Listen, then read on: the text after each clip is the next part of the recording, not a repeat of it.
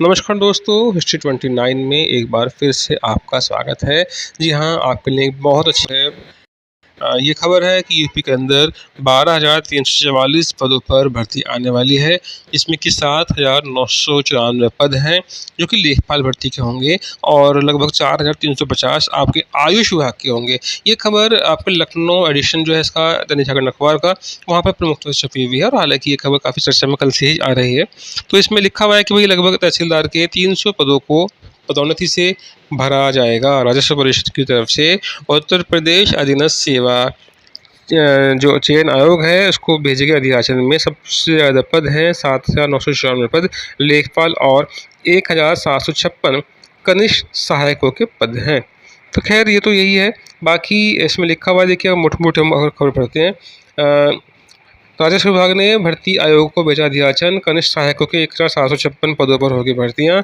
तहसीलदार के 300 पदों को पदोन्नति से भरा जाएगा और नायब तहसीलदार के 258 पदों पर होगी सीधी भर्ती। अगर हम बात करते हैं आपके आयुष विभाग की, तो इसमें 4,300 पदों पर नियुक्ति के लिए अधियाचन की बात बताई गई है और इसमें कहा गया है कि मुख्यमंत्री के निर्देश के बाद भर्ती के लिए भेजे गए अधियाचन reader, MO, staff nurse, pharmacist की होगी भर्ती। 7,233 पदों में से 3,025 पद हैं आपकी आयुर्वेद सेवा में खाली है और 3,818 पदों में से होम्योपैथिक सेवा के 1,164 पद आपके रिक्त हैं।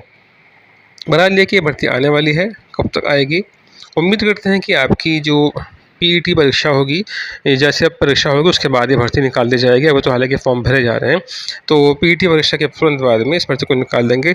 अगली खबर जो होगी वो ये है कि भाई यूपी के अंदर काफ़ी लंबे समय से इंतजार चल रहा है, लगभग 7 साल हो चुके हैं एलटी ग्रेड भर्ती के इंतजार में कि वो भर्ती आएगी और दिक्कत भी सरकार की थी। सरकार के रेट तकलीफ के कारण अभी तक वो भर्ती नहीं आ पाई थी और लगभग उसमें जो अहर्ता विवाद था, भाई उस विवाद का नाम अहर्ता विवाद था और उसको ख़त्म करने में इन्हें 7 साल लग गए। उसमें नया कुछ नहीं जोड़ा, बस ये था कि टीजीटी वीटी जो दोनों की अहर्ता वो दोनों को समान कर दिया।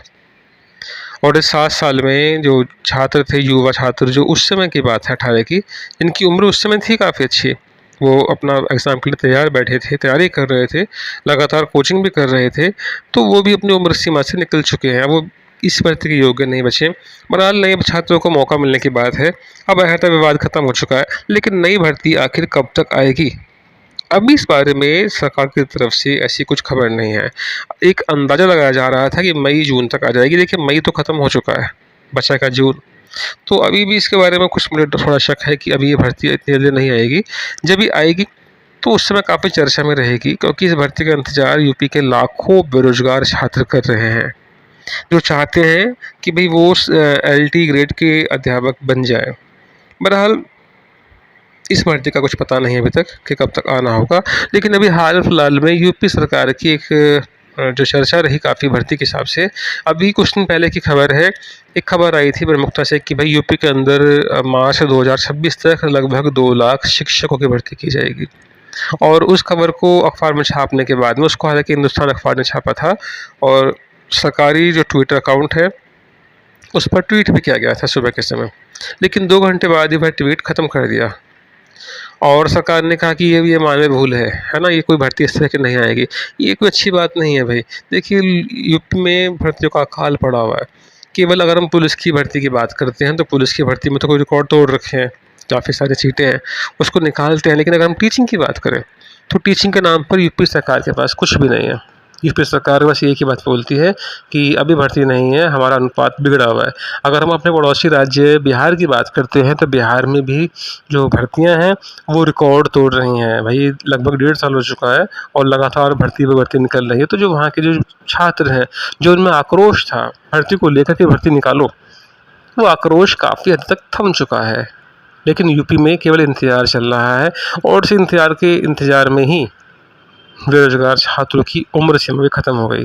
अब वो करें तो क्या करें भाई। अगर वे छात्र इतने रईस होते, उनके पास इतना पैसा होता कि वो अपना बिजनेस कर सकें, तो वो टीचिंग लाइन में आते ही नहीं, वे खुद का अपना स्कूल खोल लेते। उन्हें ज़रूरत क्या पड़ी है कि वो किसी सरकार की या किसी और आदमी की नौकरी करें। लेकिन ऐसी दिक्कत है कि भाई, दिक्कत है इसलिए वे लोग लगातार तैयारी कर रहे हैं। उनका सपना था कि भाई सरकारी नौकरी पाने के बाद अपने परिवार की जो गरीबी है, जो उनकी इच्छाएँ हैं, वो उसको पूरा कर सकें। बहरहाल जो भी है इंतज़ार करिएगा, क्योंकि बहुत जल्दी आपको सामने भर्ती आएगी। ये जल्दी कब तक होगी, ये इंतज़ार कब तक होगा, अभी कुछ नहीं पता। लेकिन अगर आपने अपनी तैयारी छोड़ दी तो आपके जो सपने हैं वो सब टूट जाएँगे। अपनी तैयारी को बनाए रखिएगा और जिसको जहाँ मौका मिले, चाहे वो पटवारी में या इसको एलटी ग्रेड में, अपना सीधे-सीधे उसमें अप्लाई कर दीजिएगा, क्योंकि हमारी सरकार का पता कुछ नहीं है। आज भर्ती है, कल पता नहीं क्या हो। इसलिए तैयारी बनाकर रखिएगा, करते रहिएगा। जैसी नौकरी मिल